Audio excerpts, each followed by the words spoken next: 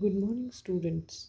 Myself, Professor Smita Mutagekar, lecturer from Department of Commerce, KLS Gupte Pugh College of Commerce and Science.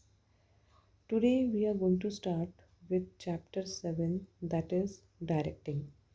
In your previous chapters, you have studied the different functions of management, that is planning, organizing, staffing, etc.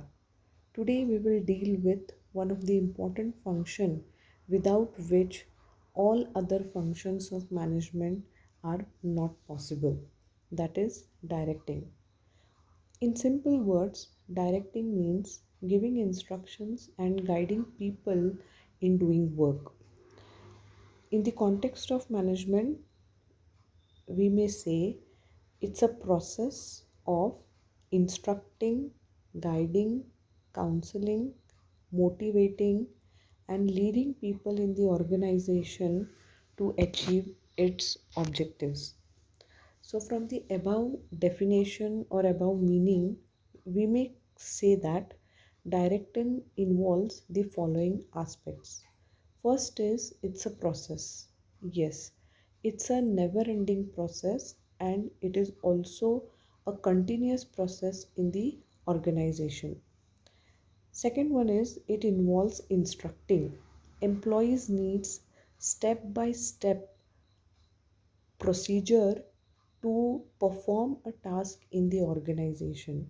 So managers or supervisors, they instruct the employees every now and then to do the work effectively in the organization. Third one is guiding. Managers or supervisors guide the employees to work with zeal and confidence. Next, fourth aspect of directing is counseling. Whenever employees find some difficulties to perform a task or to understand the work atmosphere or work related issues, the counseling aspect comes into picture. The manager or supervisors helps the subordinates or workers to perform their task whenever they find it difficult. Another important aspect of directing is motivation. Every now and then, to work with zeal and confidence, employees need to be motivated. So, it is one of the important aspect of directing. And last one is leading. That is, in the organization, employees are led by important persons or leaders who help them to perform their task efficiently and effectively.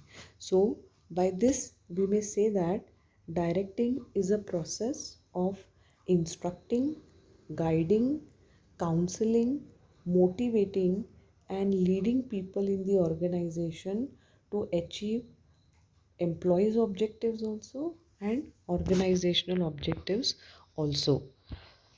So next aspect is characteristics of directing. There are four characteristics of directing. First one is directing initiate action. Second one is directing takes place at every level of management. Third one is directing is a continuous process. And last one is directing flows from top to bottom. So we'll start with the first characteristics or feature of directing, that is directing initiate action. So along with other functions of management like planning, organizing, staffing and controlling, manager has to perform the important key function of management, that is directing. It is the only function where a manager initiates action in the organization while other functions only set the action plan. Means in planning we plan the activities, in organizing we put up the organizational structure, divide the work, allocate the work. In staffing we recruit people, we select right person for the right job, And in controlling, we set the standards and we compare the set standards with the actuals. So all these functions of management, they only set certain action plan. But when it comes to directing, manager takes action, that is manager initiates action. That is why this is one of the important characteristics of directing. The second important characteristics of directing is directing takes place at every level of management. As we know, there are three important levels of management, that is hierarchy levels, top, middle, and supervisory. At all the three levels, instructions, giving instructions, guiding people, motivating them, leading them is the important aspect.